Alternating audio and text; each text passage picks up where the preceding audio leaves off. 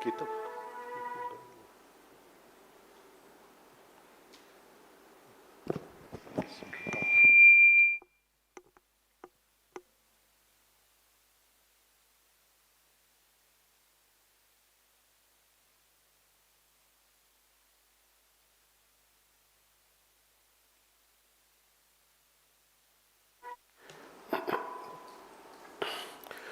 Good morning.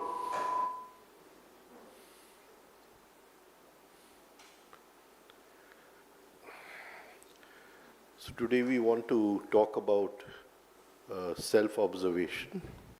Whose question was it yesterday? Can that person? The person. Yours? No, there was one other. Achha. Is he here? Huh? He's not here. Okay. Achha. He didn't want the answer. Okay.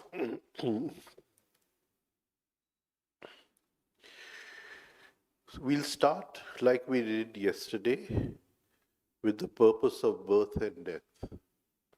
And what Mr. Tavaria says in the purpose of birth and death. How many of you have read the purpose of birth and death? No. Okay.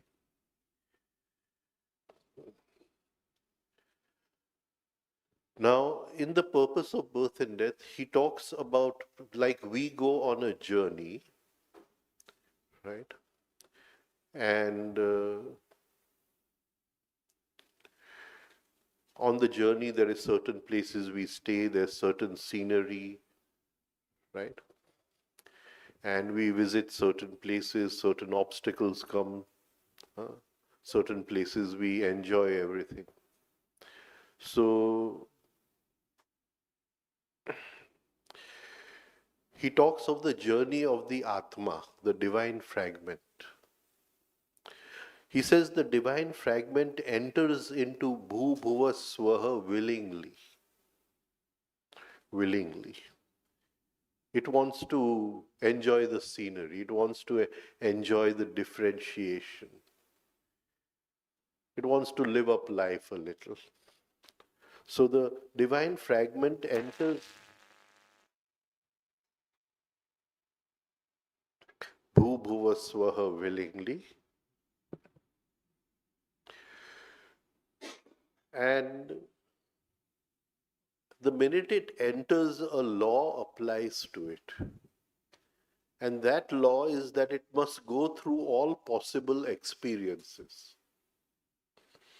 So, the minute it enters, for millions and millions of years, it cannot do anything of its own. It has to pass through all the experiences. That is, when it enters the electronic universe, Swaha. Then it passes through Swaha, comes into Bhuva. Again it passes through the molecular universe, Bhuva. And then it passes through the physical or the cellular universe, right? And each of these universes from Bhu, Bhuva, Swaha, he has divided into 7 parts. And each part has a different scenery, different prana, different energies, right? Now, when he comes into Bhu,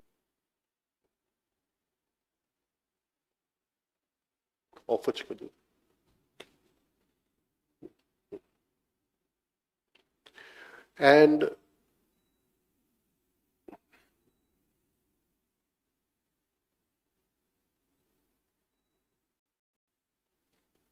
ये भले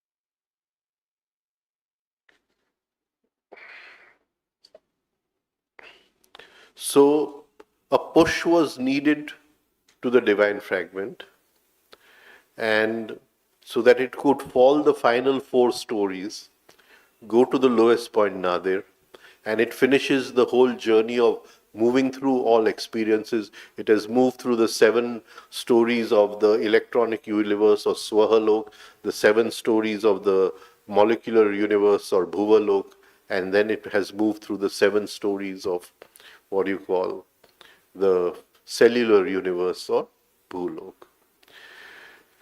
Now, this push was provided by nature, and nature gave the divine fragment something called negative emotions.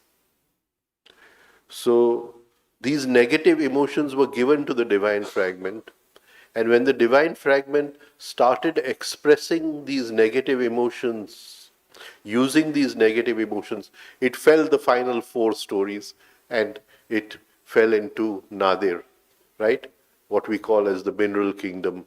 And from there, now at Nadir, at the lowest point possible, nature does something which is very, very tricky over here. Nature takes the divine fragment up four stories. The final four stories which it fell, it takes it up four stories. But the negative emotions remain with the divine fragment. Now, the negative emotions were given as a loan to the divine fragment to fall down so he could finish his downward, what you call, journey. And the nature took him up four floors but did not take back the negative emotions. These negative emotions, the divine fragment now has to consciously give back to nature. And Mr. Tavaria calls this as redemption. Redemption. Now, those negative emotions, they form only 5% of our karma, not more than 5% of our karma. But that 5% is responsible for 100% of events in our life. So, all the events in our life which come, every event in our life which comes, whether it is painful, whether it is what you call happy, whether it brings profit, whether it brings loss, right? They are invited by this group of emotions called the negative emotions. And they are only invited for one reason, and that is redemption, to pay off the loan. The divine fragment has to pay off the loan. Now, here there is what do you call a kind of barrier put away. And unless he pays off his loan, he is not able to move from fourth floor to fifth floor. He has to be able to pay off his loan.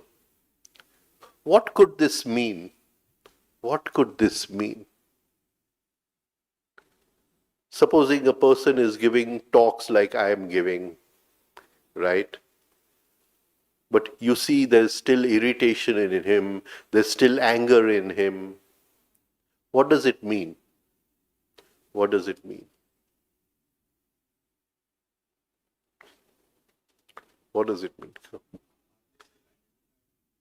Yeah, I did, but that even though they make an appearance of climbing the fourth, fifth, sixth floors by giving talks of the higher things, but they are still at the fourth floor, and every time they go lower, every time they move to Nadir and come back. The minute I get angry on you, I fall into Nadir and come back. Right? So, Mr. Tavaria is saying that unless you're free of these negative emotions, whatever you do is not going to work because you have not paid back your loan. You have not paid back your loan. right? And it is shocking to see that people who are gurus, they have more anger than normal people. They have more jealousy than normal people. They've not paid back their loan. Intellectually, they may be at a very high stage, but their level of being, where they are, their what do you call being, is still at that fourth floor. It has not been able to go above the fourth floor. So, if we've understood this, then the most important aim in our life, the most important aim in our life would be to be free of negative emotions. If we really are interested in our spiritual journey, if we still want to rise in a state of consciousness, because every time you rise, the negative emotion will pull you down. It won't let you, you'll rise to the fifth floor, you'll rise to the sixth floor, it'll pull you back to the fourth floor, third floor, second floor, right? The negative emotion will pull you down. And that is why it is very important. He says, you cannot progress unless you have paid back your loan to nature. This paying back of loan in English language is called as redemption, to redeem. Christ talks a lot about redemption, but it is all hidden in Christ's parables. I mean, you have to decipher the parables, open the parables. Put on your this thing. The second one you put on, and just switch off these two, because this draft is coming straight on my head only.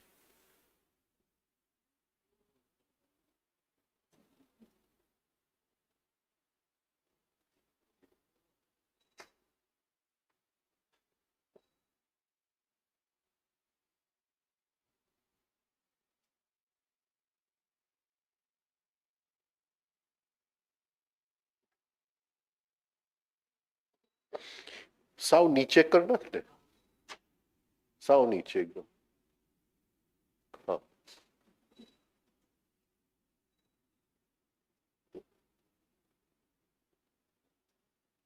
આ ચાલુ થઈ ગયું.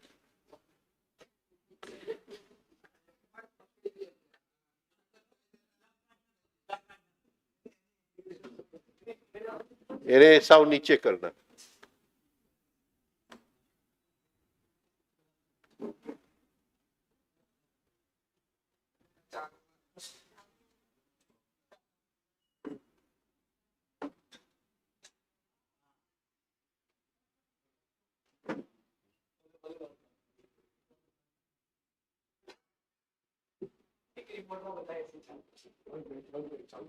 ઠીક, ઓલું ચાલુ થઈ ગયું પાછું.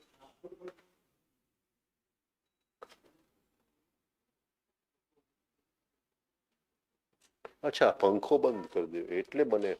ક્યાંથી આવે છે પંખો ચાલુ? હા.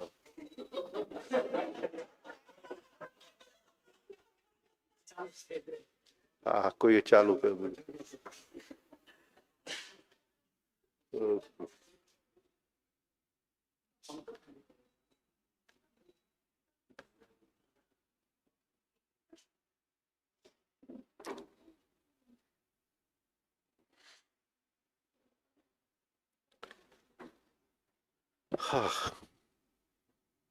હવે ગરમી લાગવા માંડી.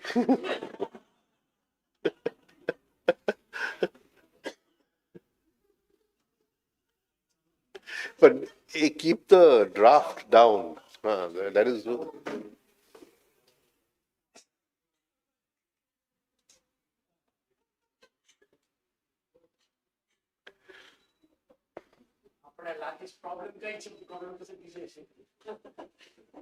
પ્રોબ્લેમ મારી અંદર છે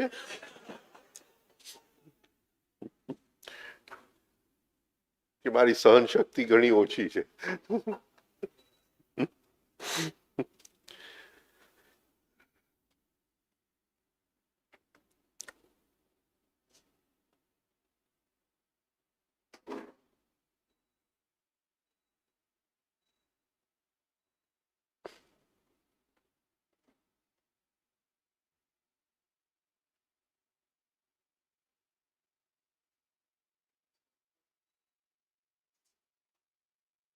okay.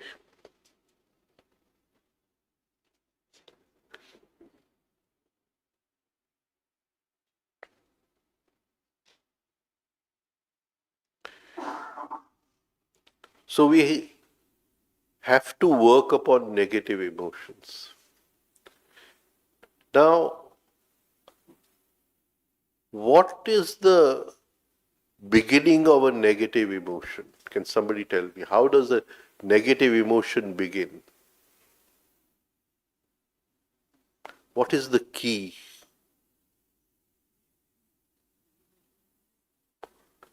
Yeah, but why does the reaction come? What is the sentiment in the emotional center that causes the reaction? Dislike.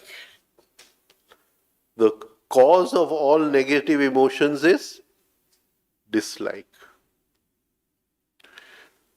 Now, for a person on the spiritual path, he has to make a list of his likes and dislikes, right? And he has to put a note over there to work upon the dislikes.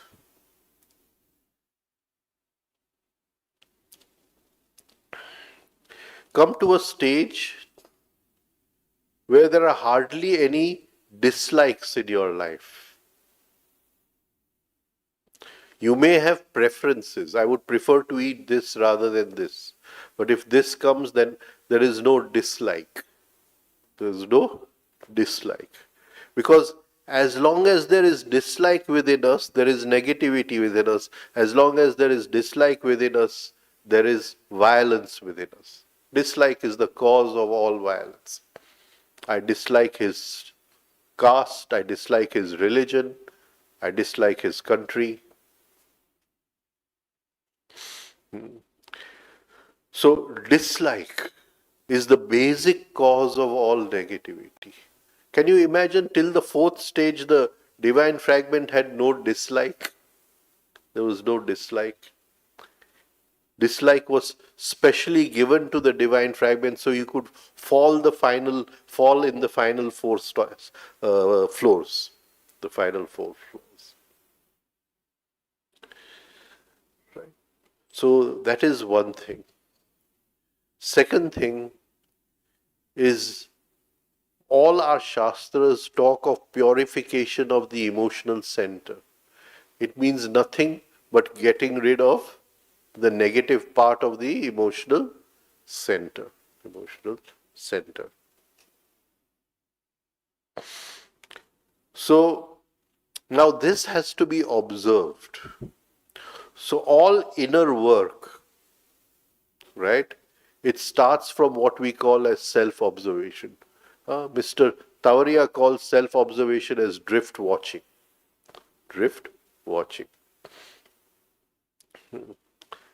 So all inner work starts from self-observation, right?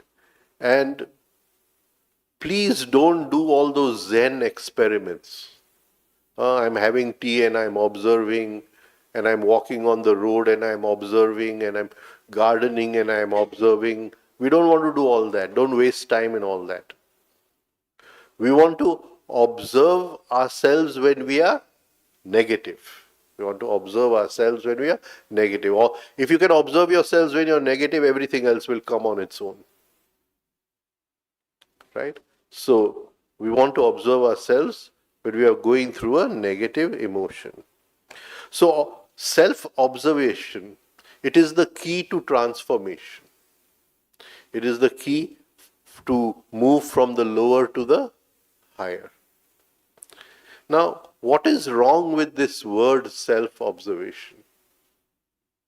What is wrong with this word self-observation? What is wrong?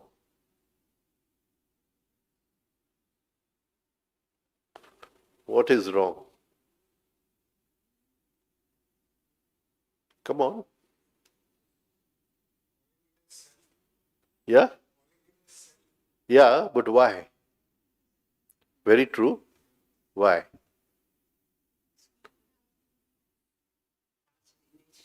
Huh? No, but why is the word self-observation a misnomer? Yeah? Self is in observing, or self is observing rather than self. Right. The self cannot be observed. The self cannot be observed. Whatever is observed is not self. Not self. I'm observing this, then I am not that.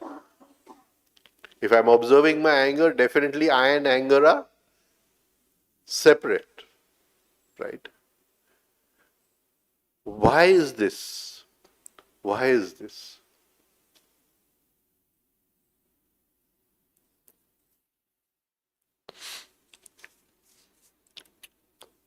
Why is this? What is the cause of this? Why? What is what do we use to observe something? What do we use to observe something? Attention. Attention. Very true. The whole journey is a journey of attention. Right? Okay. Now, why can't the self be not be? Why is the self not observable? Because it is the source of attention. Attention only as a one-way movement which comes out. Unless somebody gives attention a push and it comes back. And it comes back. But even when it comes back, it comes back to the source of attention, right? There is something else which works over there, and that is the energy of sensitivity.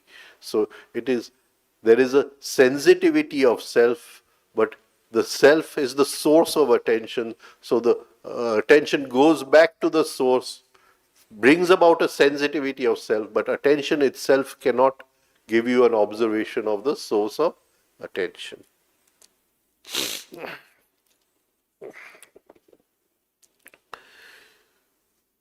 Now, what is the quality of our attention?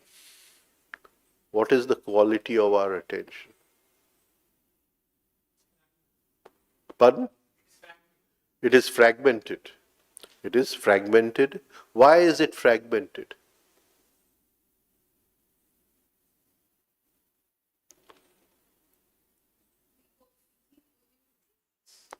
Yeah. Why do I go into drifts? Is every desire I have does it fragment my attention? Do I go into a drift because of desire or because of desire? Because of desire. What else? What else? Why is it fragmented?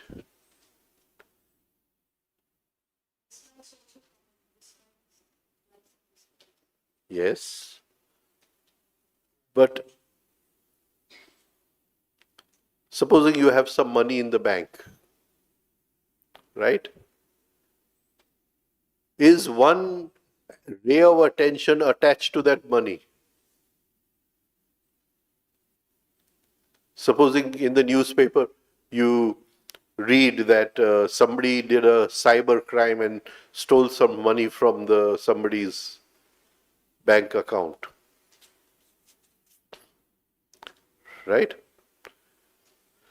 So will the thought come that my money is lying in the bank? Will it come or not come? Right. That means one arrow of attention is attached to money. So all our physical possessions, all our physical possessions, do they attract a ray of attention? Right. Vairagya does not mean leaving the physical possessions. Vairagya means taking the attention back. Right? I have a house, so I'm attached to the house. How am I attached to a house? Because it holds my attention. Right? If I'm over here and I get a phone call that somebody broke the door of your house, your attention will go. Right? So, attention is fragmented in physical things. Attention is fragmented in so many people, my friends, my family, my this. Right? My friend must not be somebody else's friend, right? And attention is fragmented in my thoughts. I am of this religion, I am of this, right? So attention is fragmented all over the place. Now you want to do this inner journey, what do you have to do? You have to collect attention, right? How do you collect attention? How do I collect attention? Supposing you're reading this about the cyber crime, right? How will you now work up over there to bring back the attention which is stuck with your bank balance? How will you work over there? Tell me.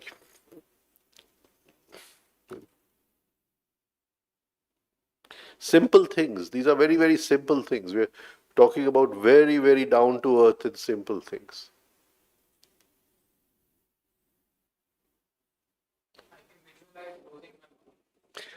I wish I observe how the bank balance is stealing my attention. Attention. Now, here Gurdjieff has a beautiful thing. We'll just try to understand it. He says consciousness, attention, and will, they are three properties which belong to the soul. Which belong to the soul. Right? But the ego has, what do you call? Stolen them. The ego has stolen them. Right? So the ego uses attention for its own purpose. Why does it use attention? To fulfill desire. Right? Whilst the soul needs attention to go back to the source of attention. It wants to journey to the, what do you call, the spirit inside, the atma inside. And the atma is the source of attention. So it holds the string of attention and goes back. But it has no attention. All the attention has been stolen by the ego. All the attention has been stolen by the ego. Right? So we have ego attention, ego knowledge, which so-called consciousness. I am conscious of what I am doing. People, you ask them, you're conscious. They say, of course I'm conscious. Ego consciousness, right? And ego will. I'll fulfill all my dreams in life, and I'll fulfill all my desires in life. What do you call is ego will. These three kinds of things, but they are original properties of the soul, and as we work inside, we take it back from the ego and give it to the soul. Right? Now, the ego uses attention for its attachments. It uses attention for fulfillment of desires. So we slowly work upon our desires. We work upon our desires. And as we reduce our desires, the ego does not get nourishment. It needs more desires. So the ego starts dissolving a little. It needs desires for nourishment. How will we reduce our desires? How will we reduce our desires?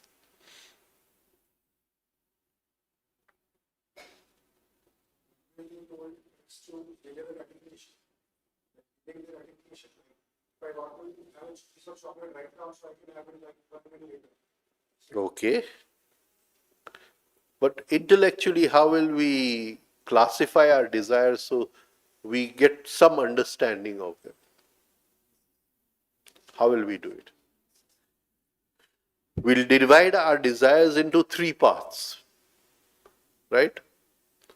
Our needs, our comforts, our luxuries. Right? We'll divide our desires into three parts. Our needs, you need clothes to wear. Good looking clothes are comfort, but you want branded clothes only, those are luxury. Can you get? You need a car to go from A place to B place. An ordinary car is there, but little better, what you call, is maybe a little, what do you call, but I want this car only, luxury. See, I've been observing people's lives for past 30 years, and I've observed people who, at, you see, man gets attached to cars like anything. Right? And I've observed people who say that I want this car in my life. I'll do anything to, what do you call, uh, get this car in my life, right? And those desires become seeds for future events in life. Can you understand what I'm trying to say?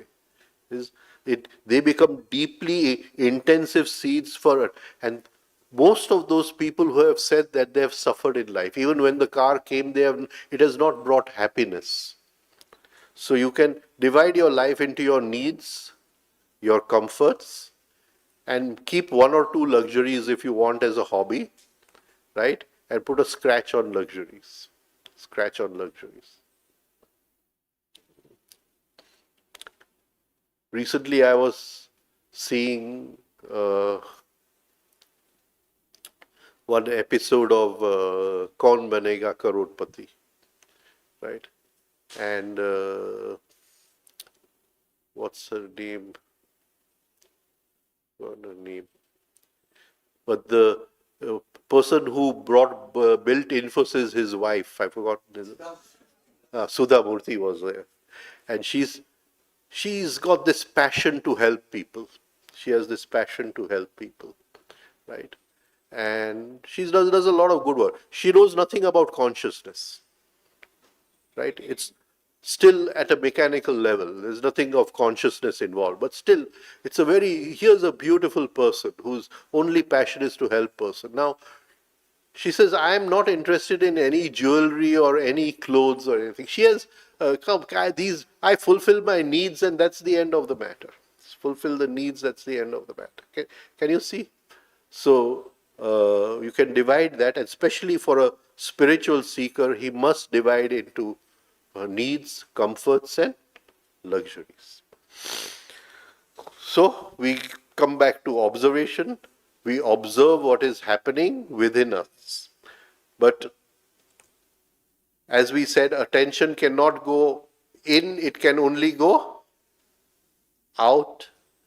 So, what is happening within us to the divine fragment is out. To the divine fragment is out. To the source of attention is out. Thank you.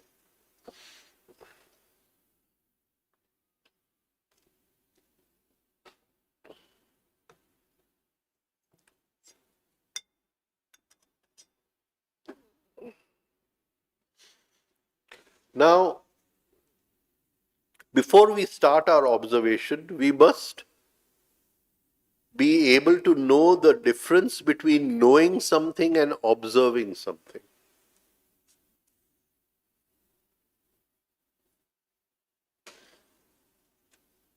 What is the difference?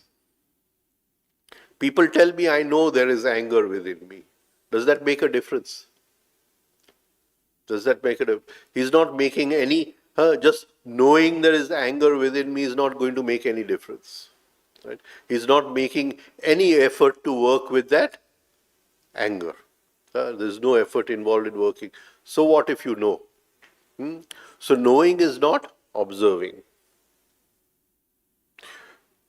Knowing is not an act of paying attention. Observing is an act of paying attention. We observe our dislikes. We observe the way thoughts move in our mind. We observe all the inner, what do you call, noise that is going on. Just now we think we are calm inside. We are full of a fish market inside, and they're all chattering to each other. We observe that. We observe what they are saying. We observe the different emotions we pass through, right? Even when I'm talking, you're passing through different emotions of like and dislike and boredom and interest. We notice how I'm talking to her or anyone else. I'm treating her very badly. I suddenly observe, oh, I'm treating her very badly. Now, this treating badly can be in two phases. What are the two phases? Two phases. I can treat her badly outside, or I can treat her badly inside. As far as self observation is concerned, both are the same. Right? As far as sowing the seed for future events, both are the I have sown the seed of dislike. I have sown the seed of hate. I have sown the seed of revenge. Can you understand what I'm trying to say? This is going to invite my future events in life, whether they're going to bring happiness or pain or pleasure, right?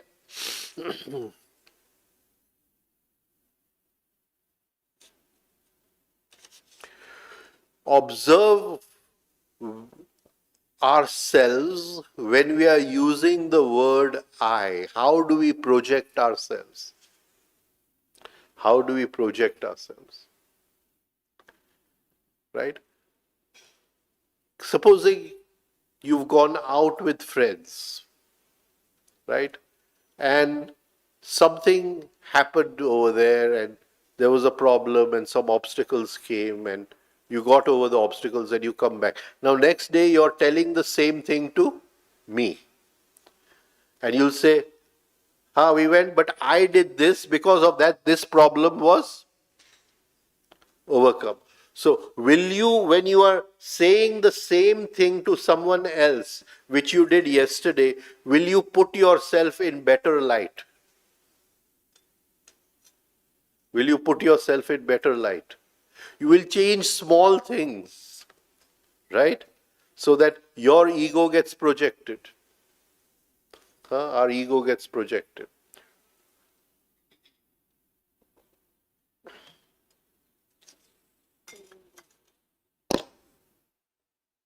So all this to see inside, there's so much to see inside, requires attention. How are we going to gather attention? What are we going to do to gather attention? Gather attention. Which exercise? The prism exercise. Everybody must do the prism exercise. There is no excuse for not doing the prism exercise. Right? It is the ultimate exercise which, right? And our attention is fragmented all over the place. It'll take years to gather all that attention. Through the prism exercise, everything will start happening very fast. It's the most important exercise. For me, that exercise has transformed everything for me in the prism exercise. So I'm so grateful to the prism exercise. Right? But people don't do the prism exercise. You must do the prism exercise. Right? Otherwise, you won't have the attention to look inside. If you don't look inside and see what is happening inside, how are you going to change? It is in the light of attention that things will change. Unless you throw light in the darkness inside, how are things going to change? It is only through attention. Right? And the only way you can gather that attention is through the prism exercise. There are many other meditative techniques, but it's nothing compared to the prism exercise.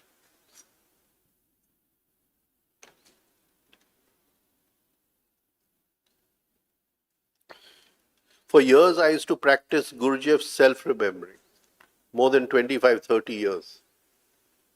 But the prism exercise takes you one step beyond. There is no need to practice self-remembering. It is that powerful. Takes you one step further. Right? Self-observation will become so easy. I'm giving a big talk about it. Right? But it will start happening automatically through the prism exercise. So please invest your time in the prism exercise. It's very, very important. Very important.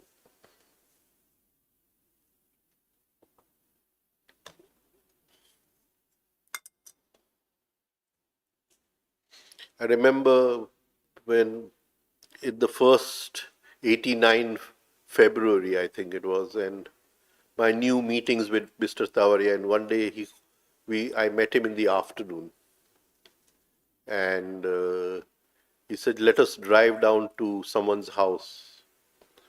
And from Fort in Bombay, we drove down to Matunga, and the whole what do you call journey, that is the time which we took to reach there, he was talking about the prism exercise. He was talking about the prism exercise, right? How important it was to do the prism exercise. Right? It will change everything for you. Everything will change. You'll start climbing floors so fast.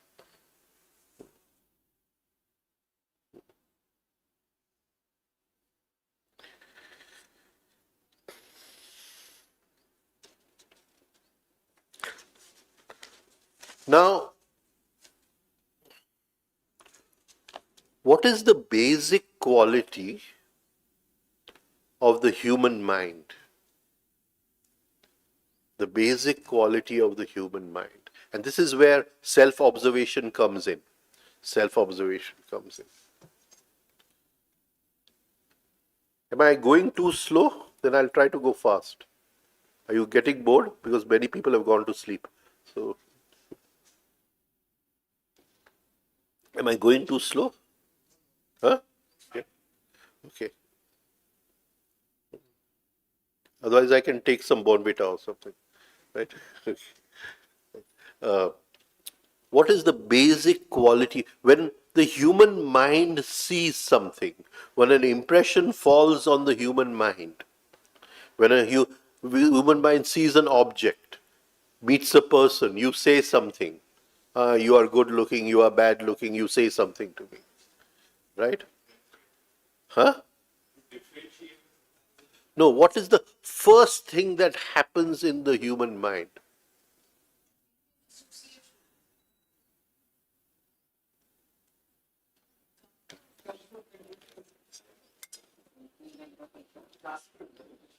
Grasping, recognition. Yeah, but at that moment of grasping, what happens? It takes the shape.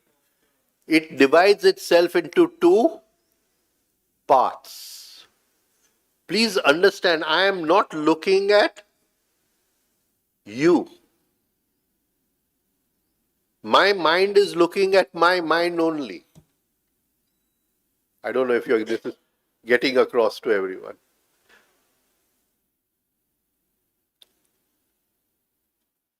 See, when attention falls upon you, what's your name? Neha. So when attention falls upon Neha, right? How am I looking at Neha? How am I looking at Neha?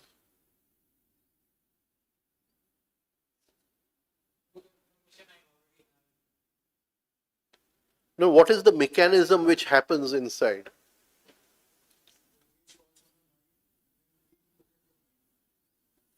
Huh? Yes, sir? No, my attention falls upon her. She is broken down into electromagnetic impulses. Those impulses come through my eyes. If she's speaking, they come through my ears. And her image is recreated in the mind. Am I looking at her or am I looking at that recreated image? Can you understand? I think I'm looking at her. I'm not looking at her. I'm looking at the recreated image inside. What happens over there? What happens over there?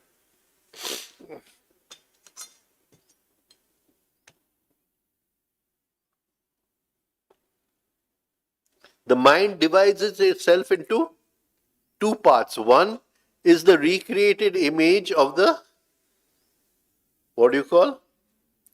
The object, the Vishay, right? Outside. And one is the mind is looking at its own self. I'm looking at her. I have this Maya that I'm looking at her. Actually, I'm looking at my own mind only. I don't know if I'm able to explain this.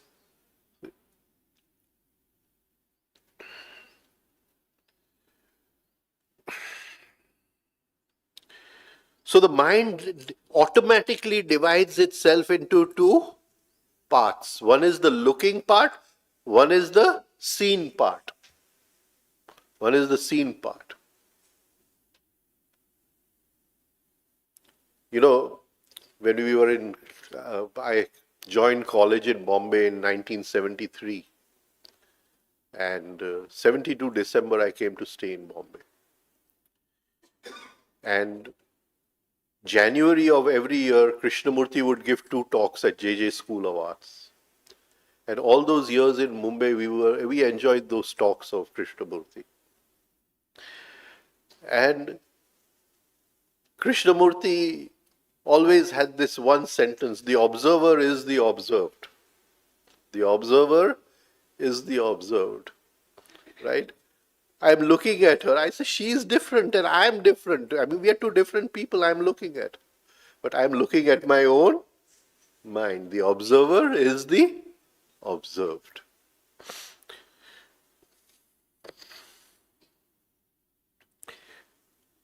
See, yoga starts with this yoga chitta vritti nirodha.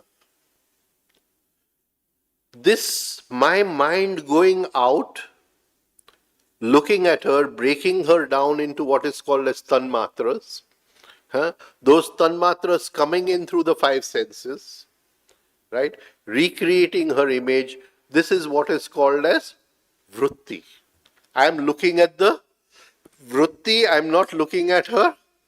And if you can pause this tendency of the mind to create her image, the pause of the tendency of the mind to create her image, then in that pausing of that tendency, her image is not created.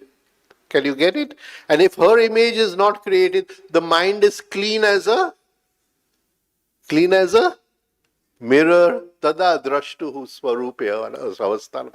The seer is reflected in the, what do you call, mirror of the mind. I don't know. Can you see? Tada drashtuhu swarupya avasthanam. The seer is reflected in the mirror. But my mind takes upon to create the vritti. In that vritti, I see her in my mind. So there is a seeing part and there is a seen part. And we then slowly bring a sensitivity to that seen part where we are able to observe what is happening within the mind. I see her and I friend, like, dislike, etc., etc., etc. All that is happening within me. I observe all that.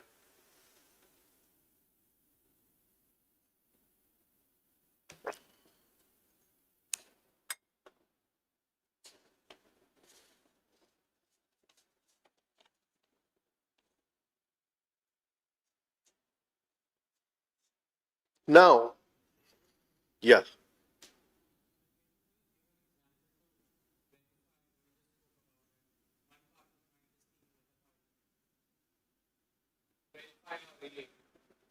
in which way?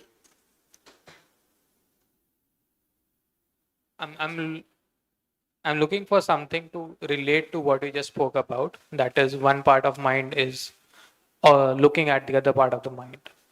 Hmm.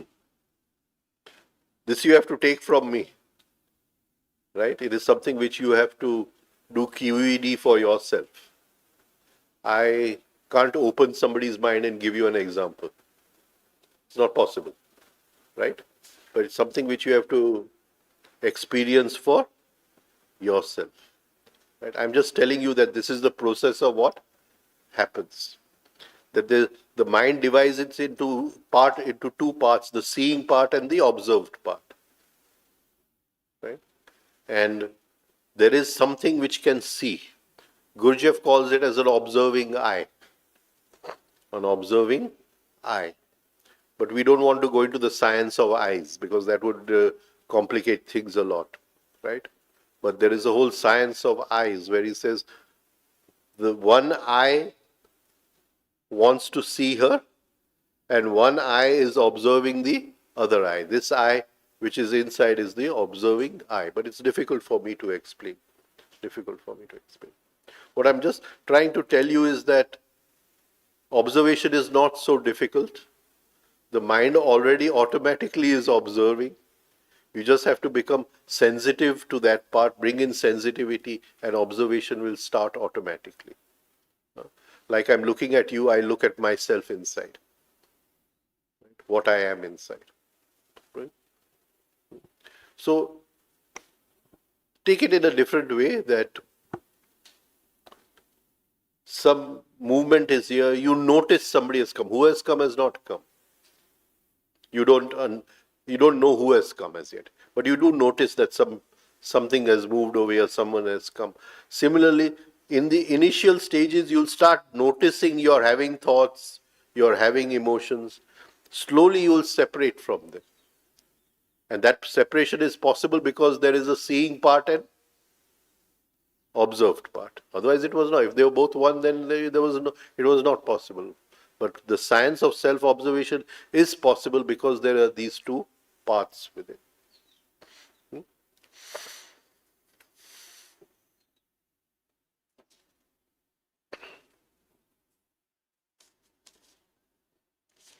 Now, initially, we will see that observing is very difficult, right?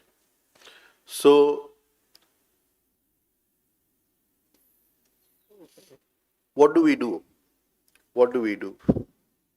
What do we do? Supposing I see her as an enemy, or I have a dislike for her.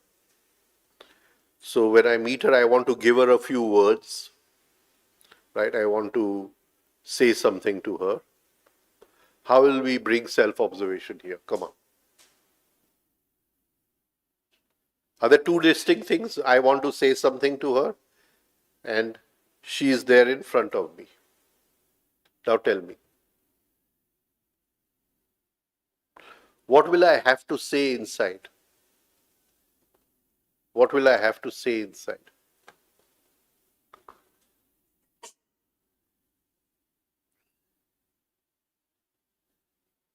That I won't go with this reaction. This reaction where I am going to give it to her few words which are going to be very low words, right? Is that going to take me into the lower floor, or is it going to take her into the lower floor? Right? Will I be able to redeem myself, or do I become more, what do you call, stuck in the mud of negativity? Tell me. You get what I'm trying to say? So, if each moment I notice something is rising in me and I start observing, then I don't let it come out. So the first thing is, at least physically I don't express the negative emotion. The second step is not to express it inside, but the first step is not to express it outside. Is this clear? Right?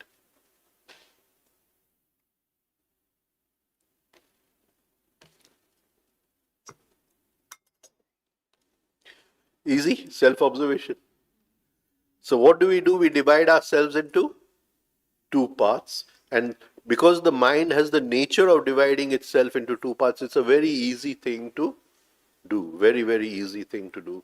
And you keep on observing what is happening.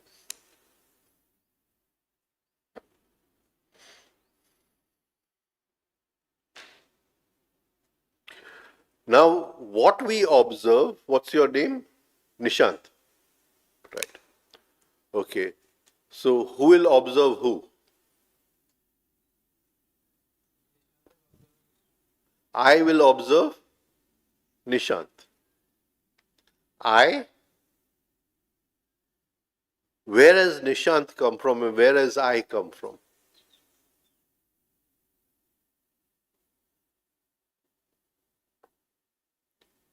Where the I has come from, we don't know. But Nishant has come from outside. It is not something which has come from which I was born with. Nishant has come from outside. Somebody labeled you as Nishant. Somebody labeled you as Nishant, your parents or whatever, right? Can you separate I and Nishant? How are you going to separate I and Nishant? This is very important, all this. How are you going to separate I and Nishant?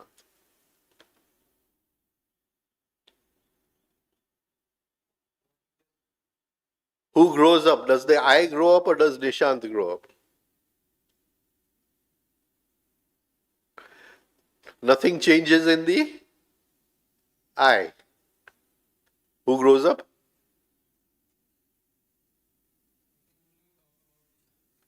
Yeah. What I'm trying to tell you is that there is an I and Nishant has been labeled, that I has been labeled as Nishant, that I is not Nishant. So everything that happens to us, you say it is happening to Nishant and I am observing it. I am observing it. All the reactions will go away. All the reactions will go away. Nishant becomes the third person. And I am observing Nishant, as if I'm observing you. I'm observing you. But this Nishant is within me. And that is why I talked of the two parts of the mind. Right? One part is observing the other part. Observing the other part. And this is a long journey of self-observation. Right? Very long journey. Very, very long journey. It's not something which you're done with. Even after 30 years of self-observation, I keep practicing. Now, what are we going to do to start our practice? What are we going to do? First is the prism exercise. Right? We'll do the prism exercise at least twice a day. Very important. What is the second thing we are going to do? Second thing we are going to do. We are going to take out 20 minutes in a day, right? And those 20 minutes we are going to divide into 5 minutes. So it will be 4 divisions, right?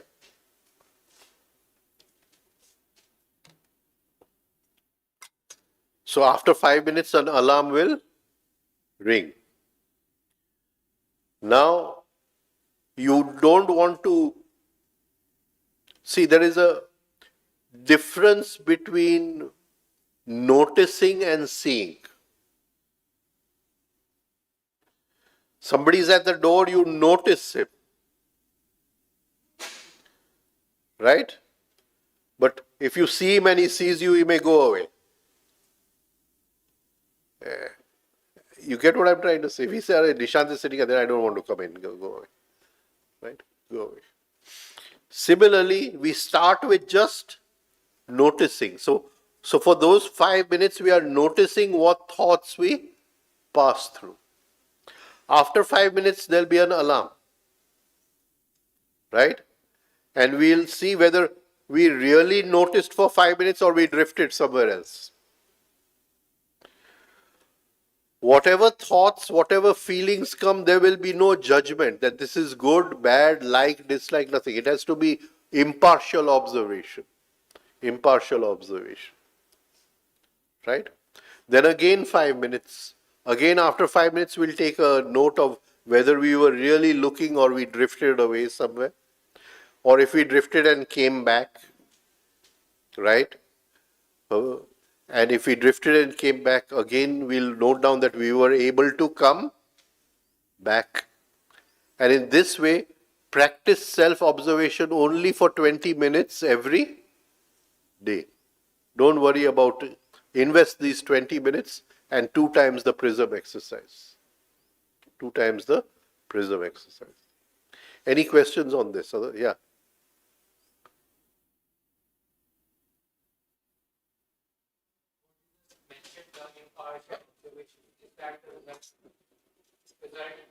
Prism exercises. Prism exercise is a stepping stone to that. It will help. If it is going to happen in 2 years without the prism, it will happen in 3 months with the prism. Right? So prism is just like you sharpen the kitchen knife. Right? It is you're working with attention, you're sharpening the attention, you're increasing the grasping power of attention, you're increasing the focusing power of attention, right? All that you're doing with attention. So when you're looking inside, your attention will get seducted, like he said, in some drift, in some daydream or whatever, right? But if you're doing the prism exercise, then you'll be able to look much better inside. You won't drift somewhere else.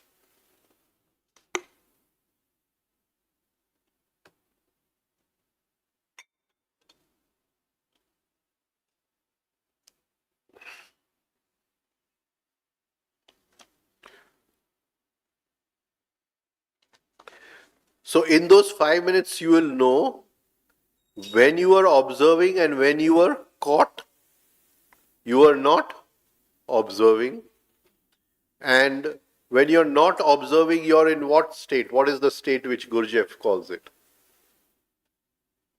Identification. You have identified with the thought, you've identified with the emotion, right? What is the meaning of identifying?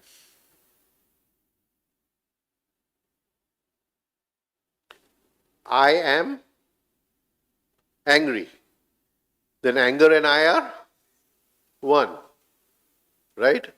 Now, here I am observing anger, but after a few seconds, this observation goes away, and only that feeling of anger and feeling on you and give it back to you, and those thoughts come, and I'm not noticing anything.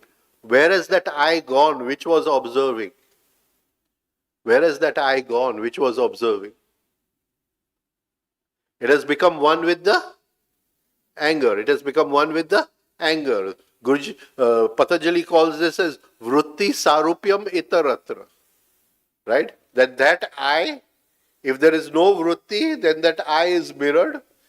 And if there is a vritti, then that I gets caught in the vritti. We want to extract that I from the vritti. We have to pull the I out. Right? But don't do it now. Just now we just observe. In the second step, we'll learn to pull the I out. In the first step, for the next 3 to 4 months, just keep observing what is happening inside. Practice this 20 minutes. This 20 minutes will change everything for you. It's 20 minutes. I know none of you are going to do it, but I keep saying it. I keep saying it. Right? Another thing you can do is that when you wake up in the morning, don't wake up. Lie half asleep in your bed for a few minutes and allow thoughts to come. And at that time, the speed of thought is very, very slow when you've woken up in the morning. You're in the alpha state, right? So allow thoughts to come and just observe those thoughts, what is coming, right? So that will be a very easy practice, which then can again, but please do this 20 minutes every day, okay? Yeah.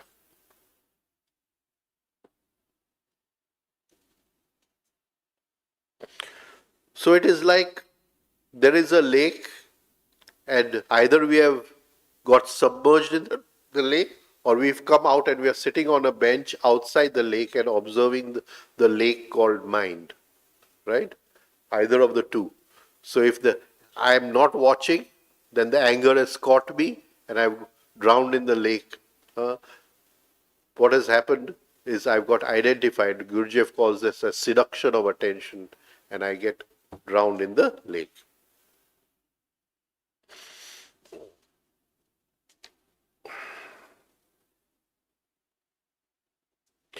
Now, if we've really observed our thoughts,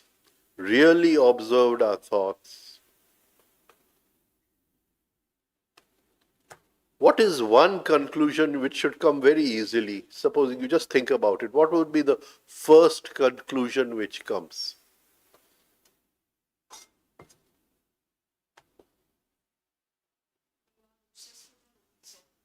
Very good. All the thoughts are about I. All the thoughts are about I. You will be shocked at how selfish we are. Be shocked. You'll say, am I the same person? But we don't know about it because there's so many buffers inside. and we never realize it. And all our thoughts are about me. I am the center of the universe. I am the center of the universe. Now, how are we going to work upon this? What is another way we are going to work upon this? Another way to work upon this.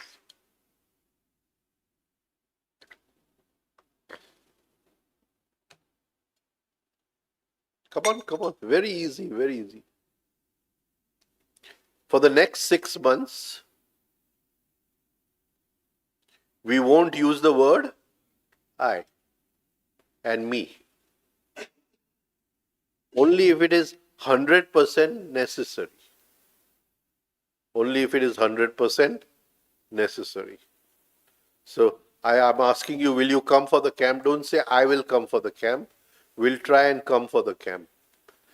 What has happened in these two sentences? What is the difference? What is the difference?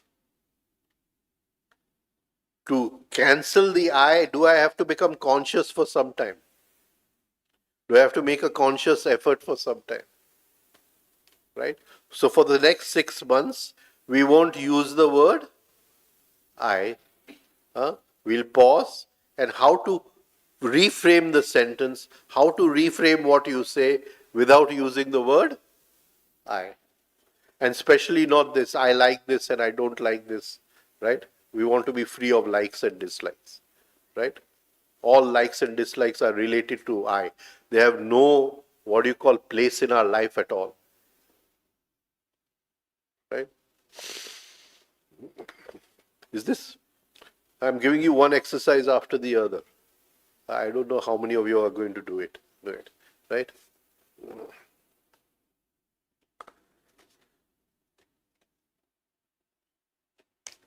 Can you see? I wish I had a better car. I wish I had a little more money, right? My wife is sitting here. I can't say I wish I had a better wife or something, right?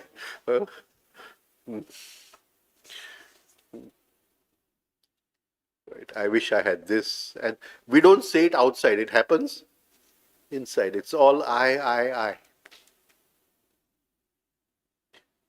I wish I could meditate, right? And I will meditate, right? And meditation is, of course, freedom from the I, but I will meditate is just another form of I, right? So practice this. Divide yourself into I and it for 20 minutes every day. Then after, if you practice for 6 months properly, things will become so spontaneous, so easy. Learn to say, this is not me. This is not me. It is Nishant. It is not me. I am observing. I am not judging. I am just observing. Right? This is not me. Now, our aim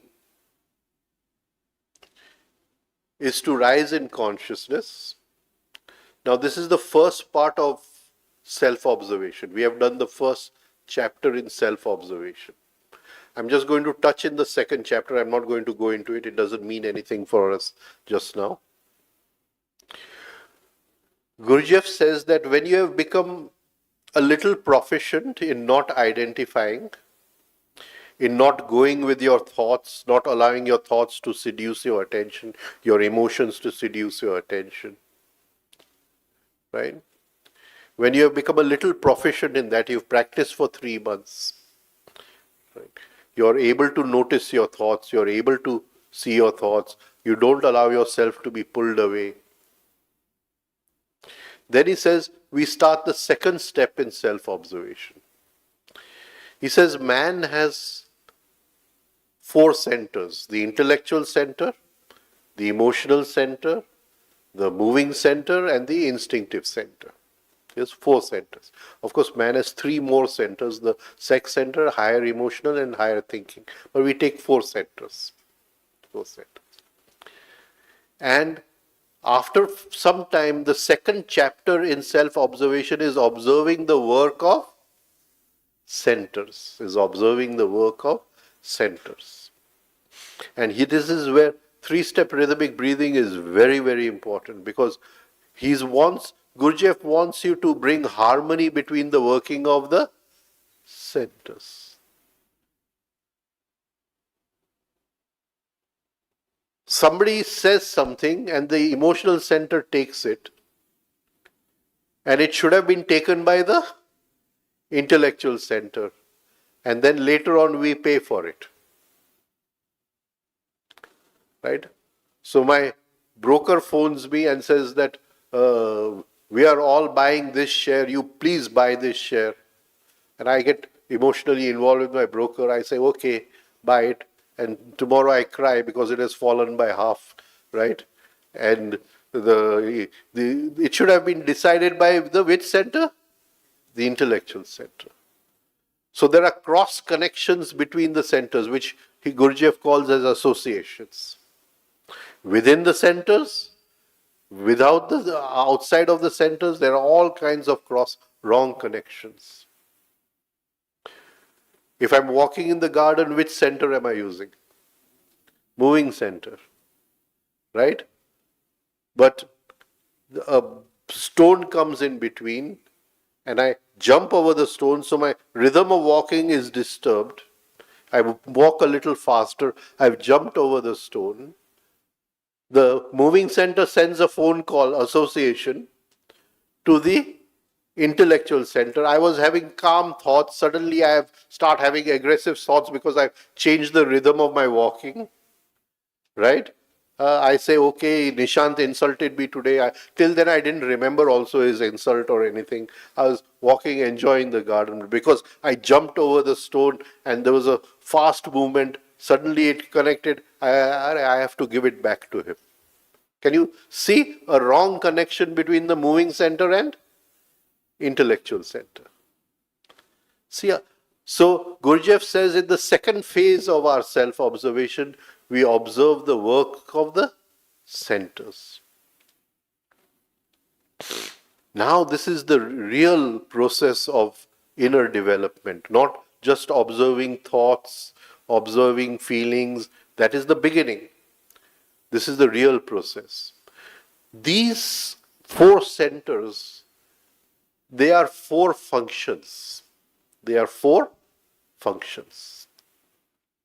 Thinking is a function, feeling is a function, sensing is a function, and moving is a function. They are four functions. And we are born with these functions. Nobody has to tell us, okay, you switch on the switch and start thinking. It would be very nice if we could do that, but it doesn't. The thinking starts automatically, right? The child feels for the mother, the feeling happens automatically. Moving, sensing. So these four functions are what we are born with. They come with birth. They come free of charge with birth. It is something given to us free of charge. It is a grace of nature that we have them.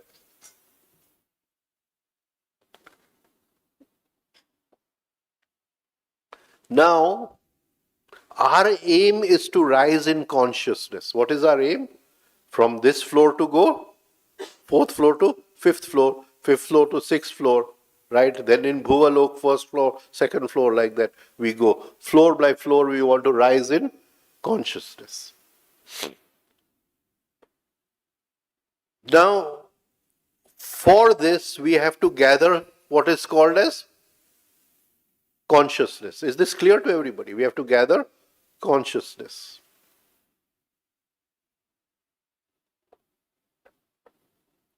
Right?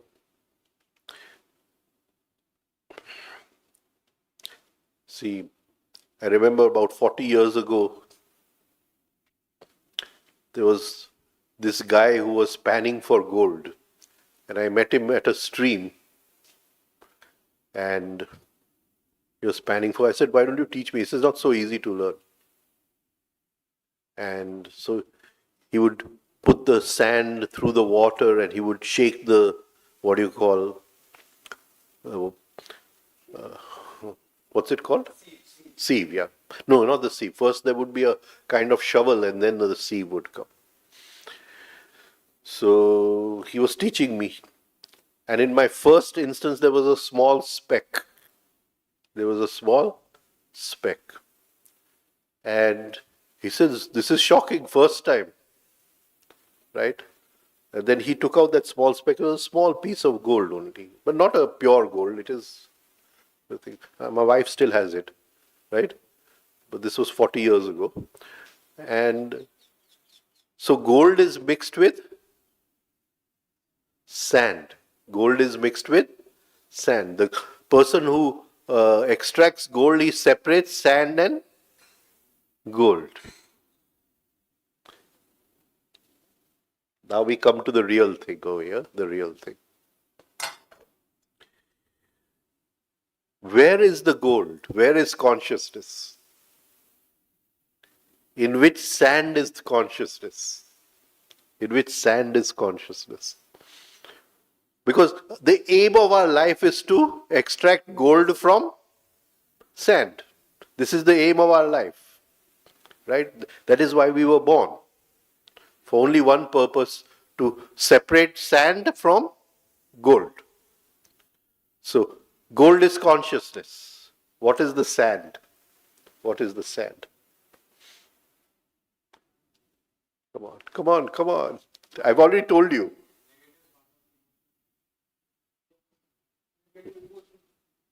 See, we've worked through negative. Chapter 1 was negative emotions. Chapter 1 in self-observation was negative emotions. Now we've worked through negative emotions. Now we've come to chapter 2. Chapter 2 is now saying gather consciousness. It's saying gather consciousness. Tell me now, where is the sand which I can separate that sand and I gather consciousness? Huh? I've already told you. I've already told you. I've already told you. Come on. The four functions. The four functions. Now I am thinking, if I am not observing myself thinking, then the I and the thought is one. But if I am practicing observing my thought from while I am thinking, am I separating consciousness from the function of thinking? The sand is thinking. Can you understand? The sand is thinking. But if I am observing myself in the process of thinking, right, then I can, what do you call, I am separating consciousness and sand.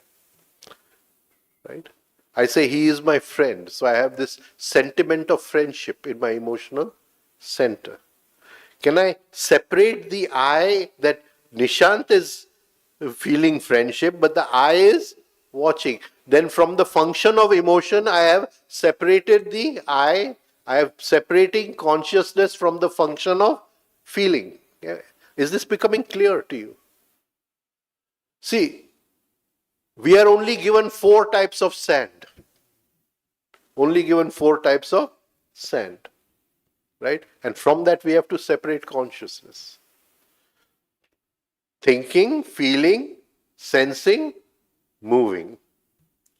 Now before finishing over here, where will we start? Where will we start?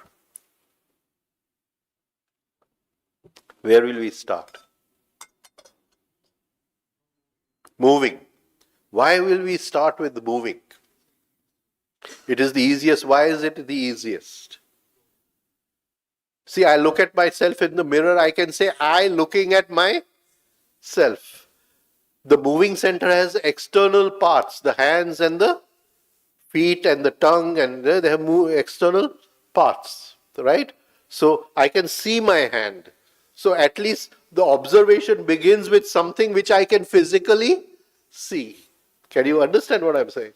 So just now I'm sitting, I'm observing my own body because my body has moving parts. And then from moving at the same time, what will I observe?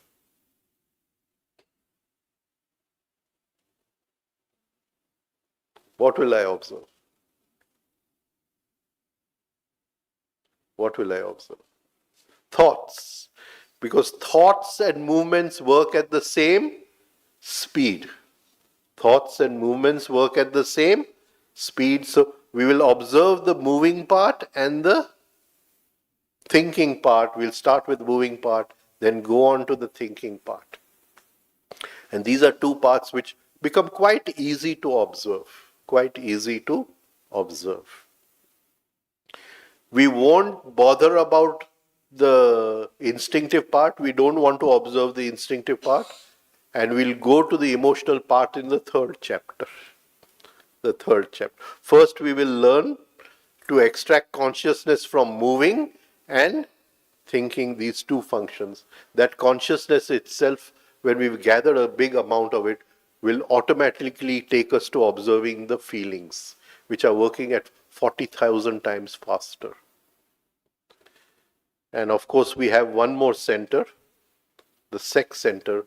The sex center cannot be observed. It has to be worked with in a totally different way. Right? So I'm going to stop. Some clarity on what is self-observation.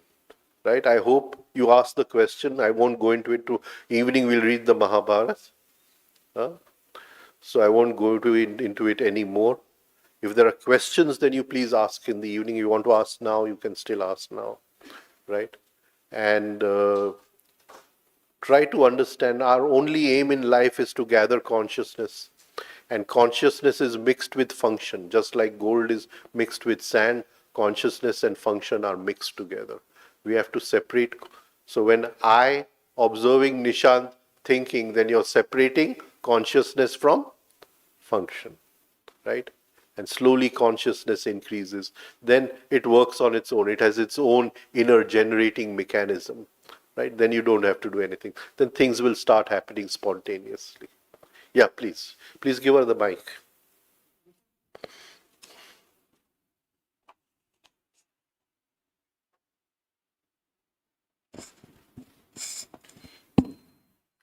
So, Rajan Bhai, I just tried that exercise not to say I, just for I think an hour, not more than. But why did you use I just now? Okay. So that's why. So it happened that because my language is Gujarati, so when I say કે એ મને આ નથી ગમતું કે મને આપણે આમ જઈએ કે હું આમ કરું છું, so when I speak the sentence, when I really that after speaking I realize when the sentence is spoken, so you don't have to say I speak the sentence. When the sentence is spoken, try practice. Yeah. So when the sentence is spoken, immediately it came to the realization that one realized that it was not to be એ નહોતું બોલવાનું. not it that had not to be expressed. Yes. Don't use the I. Yeah, but yeah. So the experiment, the exercise which was done was just for an hour, but every time the realization was after the word was spoken. It's okay, doesn't matter. So then after an hour I stopped that exercise. Just visualize that you're doing it at the moment the word I comes in. Right? Just visualize. It will happen. It will happen. I'm glad you're practicing. Right? Just once. Thank you very much. Right. Yeah. Mike. So I also try to do the same thing, like the word I just used right now. So once we make the mistake, repeat the sentence inside by the corrective method. Correct the sentence and repeat it. So, correct the sentence and repeat. So working on the same, but it's difficult.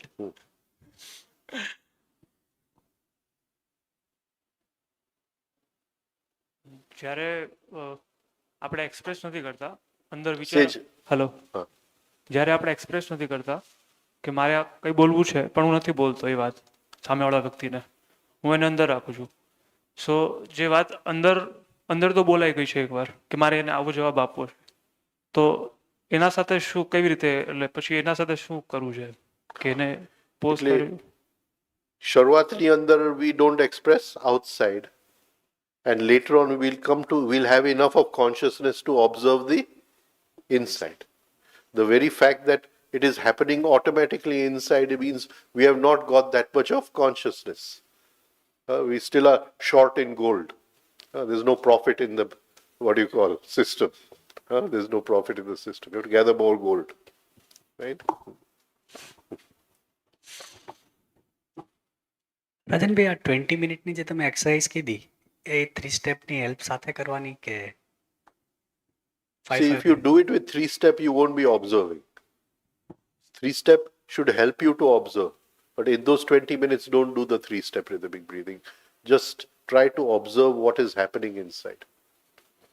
See, the problem in observing is that if the thoughts know that you are observing, they will go away. You have to observe from behind the pillar. So that is why I use the word notice initially, then observing. Later on, you'll come to a thing where you're observing and the thoughts go on. That will give you a feeling of observing eye inside. This is the creation of observing eye. Right? But Sharuatma, just try to notice it. Just be very passive towards it. Yeah. Send the mic there.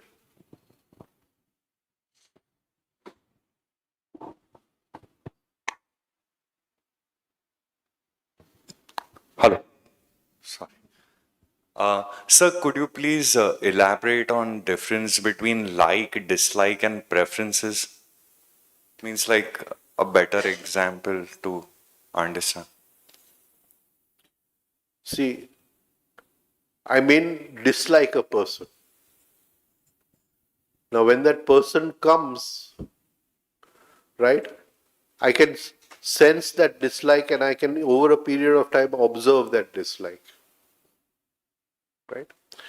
So, over a period of time, I will be totally relaxed in that dislike, that there is no dislike. The muscles will totally relax, that it's okay if he comes. But I come to a state where it is okay if he comes, but definitely I am not going to invite him to come. That is preference. Can you understand? But now if he comes, my muscles get tense, right? And there's an inner sentiment of dislike, right? And I can't wait for him to go. But now if he comes, my muscles are like, he's come, it's okay. There is no hurry for him to go or anything of that sort. But from my part, I won't make any effort for him to stay. Can you understand what I'm trying to say? So same thing we apply for feelings and thoughts as well. For all, yeah. Okay. So in life, have preferences. Don't have dislikes. Because preferences are there in life to enjoy life. Right? So life is such a joy because of so many preferences. Thank you, sir. Yeah. You mentioned that emotions are much faster than thoughts, which I'm able to relate with as well. However, I read in the book about emotional body and mental body, which is even more subtle. I'm not able to connect these two aspects. If mental body is more subtle, how is it? How are thoughts slower than emotions?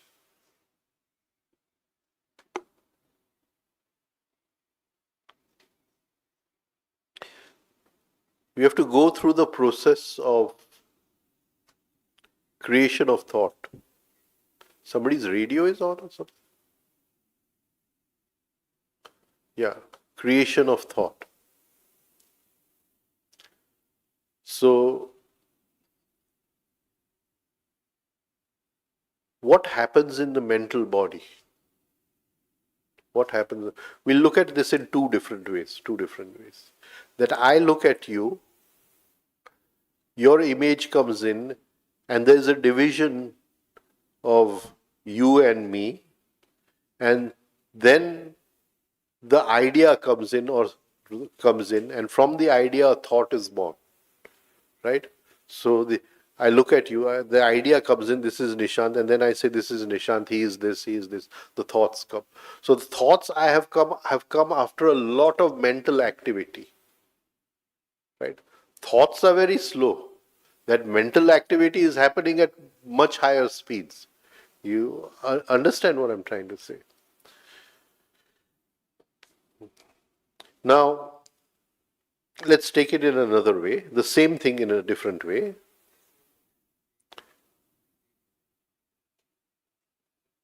Don't worry.